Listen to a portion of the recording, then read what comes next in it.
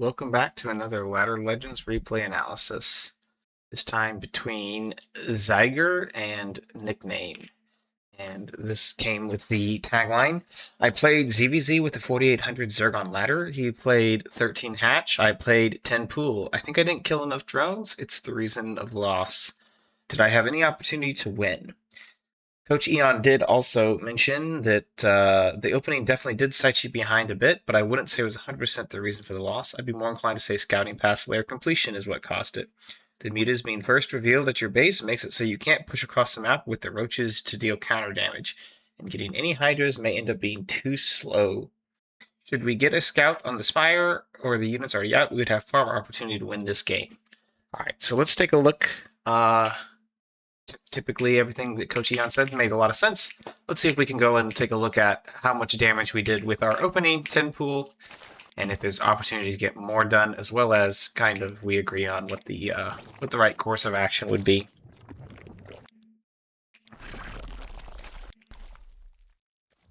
So it is a 10 pool and a 13 hatch as promised. We come across the map, and we see that we start to work on the hatch immediately. This is pretty fine.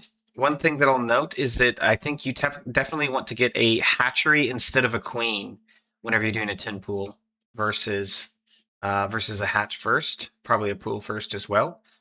Probably not too many. Maybe if you're facing against an early pool, then you might want a queen first before the hatchery. But other than that, you're going to want the hatchery first, as it will allow you to actually do your transition faster.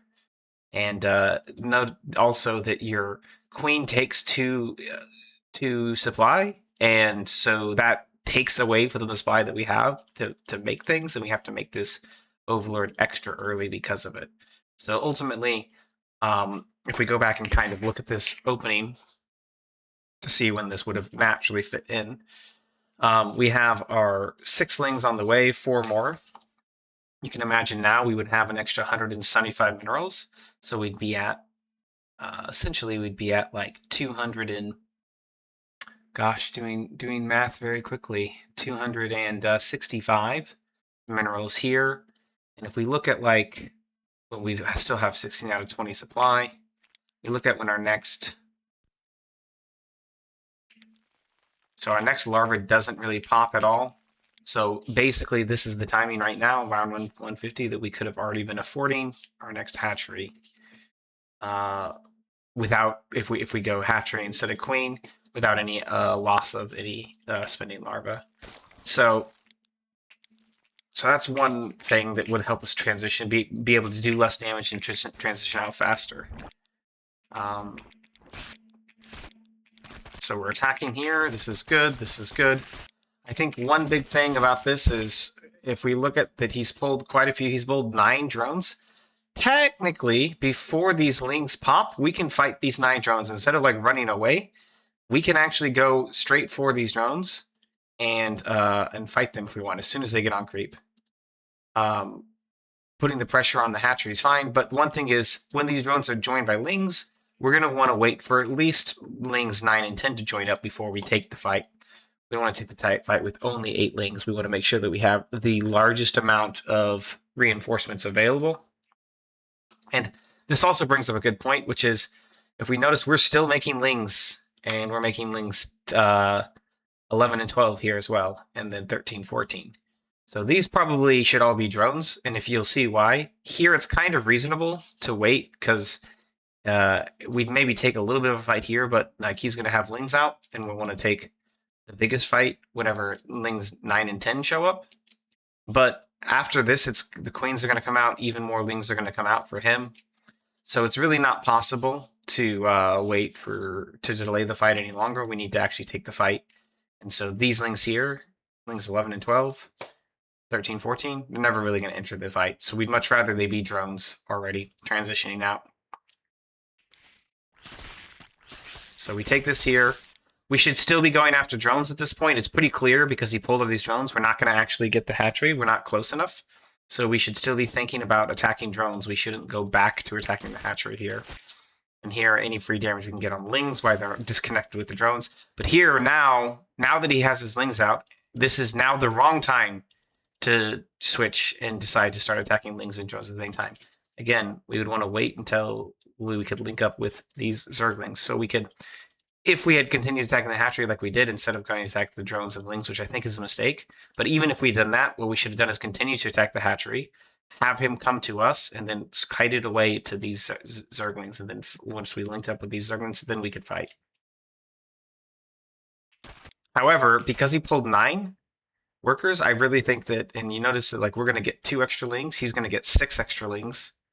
So really, the time to fight was, we should have really gone for the fight super hard right here. We should still be going after. Notice that there's no nooks and crannies for his drones to actually hide in. So this is a pretty good map for Tinpool. So ultimately, we should just be going after these drones super hard here, because this is the best fight we're going to get. As much damage as we get on these drones right now, with these 8 Lings, means whenever the 6 Lings shows up and our 2 Lings extra show up, the fight's going to go better for us.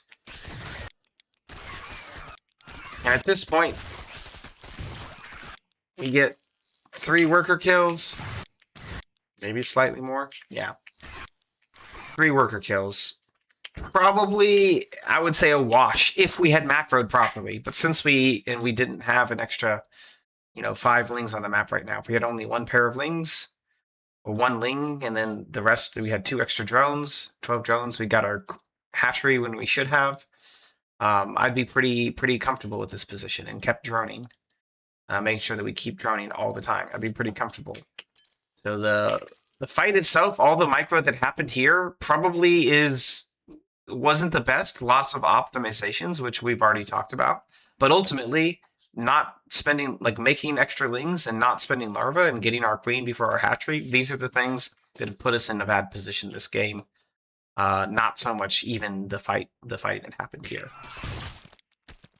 We want to make sure this Overlord's being a little froggy. We of course want this Overlord. Not sure why this Overlord's taking such a interesting path back. I would not go quite so deep onto creep. I would come up here and then I would come back almost immediately. This zigzagging, because it kind of gets a little dicey for this Overlord here as well.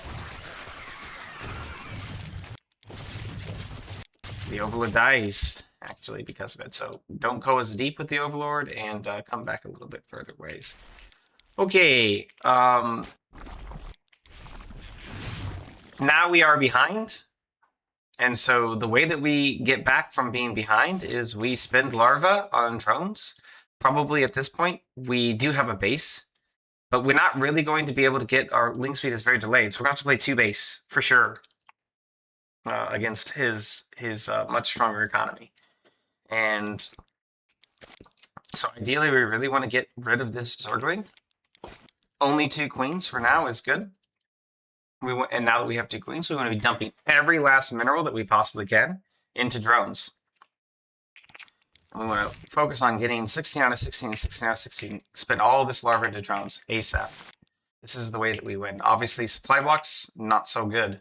So this Overlord here, 29 and 32, too late. We probably want to build it at 27 or 28. So right about here, now your next 27, 32, your next larva should be going into a Overlord. We don't have the larva yet. There it is, this larva right here. It should have been an Overlord. Kind of makes sense too, because it's coming out of the main, and the main has to travel all the way down here, so it's not even that useful of a drone. One thing to note too, especially in these sort of situations, we definitely want to be prioritizing, especially since we know that we're going to have to play 2 base anyway. You want to be prioritizing having 16 out of 16. So making this drone into a natural, he's fine here. But now we should be rallying drones into gas. Don't pull drones off of the mineral line. So again, help us catch back up in the economy. If he starts to be a little inefficient with his gas, this can help us catch back up.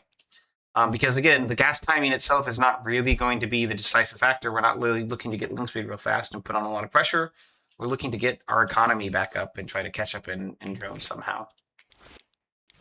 So don't pull off the mineral line here into gas, just rally from the eggs. Prioritize spending all of our gas And then once we deal with this, we should probably be sending at least one ling, maybe two across map, and we should be trying to scout, see if he has ling speed. We kind of know he doesn't have ling speed because of this here, but see if he has extra lings. 2 lings is not that big of a deal, but if he's starting to bank more lings, he might be waiting for ling speed. See what his drone count looks like here. If there's not a bunch of stuff blocking us, we can try to get in the main and see if he's researching ling speed. Had we not, we would be able to see that he's not researching ling speed yet. He does have a healthy drone count, but he is essentially the same Zerg as us, but just slightly more drones. This makes the game significantly easier for us to play, as we know that we aren't going to have to worry about any ling follow-ups anytime soon. So this lair obviously should be in the main because we want it to be as hard for him to scout as possible. Even though it's quite obvious, it should be quite obvious that a 2-base Zerg is going to get a lair. It's possible that we're doing some sort of, like, we could drop a hatchery, do like a giant, bank of lings, and then do like a giant ling flood. This is a possibility. We could also do the same thing, roach ling flood. You just do it without the hatchery and bank lings and do the ling flood. So these are all technical possibilities, and even though they're not that good of plays, they're plays that he has to account for. But as soon as he can see that our hatchery is making into a lair, it simplifies the game for him greatly. We'd like to make this in the natural, or in the main base, not the natural. I would probably recommend, we're behind. We know we're behind. This is a situation where I would try to go for I would actually delay this layer, and I'd be planning on going 2-base Muta myself. However, I would delay the layer because I need to spend this 150 minerals that were spent on the layer could much better be spent on larva to try to catch up in drones. And once we've caught up in drones, if he still hasn't made a play, if he looks like he's just trying to take a 3rd base, then we could start thinking about doing, lair. Once we kind of get to a point where we can spend our larva pretty consistently, then we can get the lair and start to get the 2-base Muta and try to catch up with that. If he tries to attack us, we can drop spines and things like this. This would probably be the play. We don't really need this Evo chamber here. We want more drones so we can spin this larva. Everything should be about spinning this larva into drones to catch up. However, if he does what he does, which is, I think reading what Eon says, he does mutas. This is something where we should be getting ling speed. So instead of I would spend money on drones here, and then still get ling speed. And eventually, the reason is we want to have lings out so we can poke his wall. We can make it slightly problematic for him to get a 3rd base, potentially, if he's not clean on his macro. And so at this point, spending larva, getting ling speed, not having a layer coming in, what we would want to see here is we're slowly working towards eventually getting a layer, eventually getting a spire, and reacting to what we see coming out of him. If we start to see that his roach horn and his Evo chamber are upgrading, then we start to think, maybe he is going roaches, and then we can, as we still are droning, we can still, have just a small group of lings droning, drop a couple of spines, start dropping spines preemptively, and the whole goal is to have him try to attack and kill us, but we are getting mutas out. If we can get the mutas out without dying, without taking significant damage, then all of a sudden we're kind of in the driver's seat, and we can maybe make a comeback happen. The alternate thing is that maybe these are not upgrading, they are not producing, in which case we're going to be assuming that he's going spire. There's lots of other things he could be doing, and ultimately we'd like a better timed lair, but when we're behind, we have to give things up, so we're going to have to take some coin flips. So the two most likely options here are roaches or spire. So we'll sort of be using lings to sort of deduce which of the two we think it is. If it is spire, we want to start pumping. We can at that point get an evolution chamber if we suspect it's spire, and forego getting the lair and start pumping out queens. And then we're on 2 bases, or probably 2-base mineral saturation. We can start pumping out lings to try to keep him off of a 3rd base, and also to keep his mutas busy. We attack a 3rd base, his mutas show up, we run away with the lings to the corner of the map. We make more lings that come this way. We try to do a backstab into the thing. The mutas have to come back, right? We keep the mutas back, and in this time, we're pumping queens. We're taking a 3rd base, we're spreading creep. We're getting carapace, and we're using our lings to try to keep his mutas occupied while we start to get more and more queens up, start to get spore crawlers up, possibly get tech out to defeat it. Probably infestors is the safest option. You could go hydras, but the problem is if you go hydras and they have a bane nest, they just make bane speed, and then you're very, very sad boy. So ultimately, we got to take risks at this point in order to win. We're definitely behind, but the risk I would take is I would definitely be not trying to keep up with him in lair. I'd cancel this lair, focus on getting our mineral saturation up, then focus on getting lings with ling speed out in order to like aggressively scout out what he's doing, basically, right? And then if we think he's going for roaches, and then we can go for spines, more drone spines and mutas. And if we think he's going for mutas himself, then we can go for a queen, spore defense with more drones and get a third base, keep +1 carapace lings, eventually get 1/1 kick lings, and try to keep the muta player back off of a third base. Muta's busy while we build up an advantage. So let's see what actually happens this game.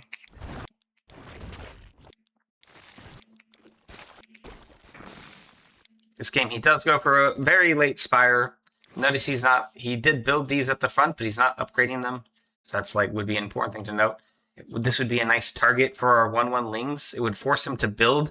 If he starts building roaches, then that's something to note that, okay, maybe he's going roaches and we're going mutas. But in this case, if he starts building lings to defend, which by the way, he was very, very late on his ling speed. So if we got a ling speed ourselves and forego the lair, we could have a tech advantage. Even though he's getting Spire out, we would have a tech advantage over him. And we'd either force him to make roaches, which he's very unhappy about because he wants to make mutas. So he doesn't want to spend gas on roaches.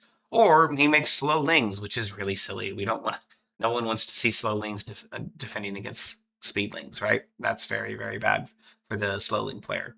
So either way, if he's making slow lings, we know, man, this guy really doesn't want to make roaches. That really implies some sort of tech play, most likely Spire. Leads us into our Spire play, right? If we see roaches, then we could probably start to drop spines and make spores ourselves. And it's okay that we're going Spire. Sorry, we're making Spire ourselves. It's okay that we're going Spire, even though he's going Spire in this situation, because he's taken away from the power of his Spire by making roaches. So this is how I would have followed up to this game. But admittedly, we are quite behind from the opening, from the things that we talked about before. So good luck. You're definitely get him next time. And if anyone else would like to have their replay analyzed, join the Ladder Legends Discord, subscribe, and you get free replay. Well, I guess you get, with your subscription, you get replay analysis weekly. So have a great one.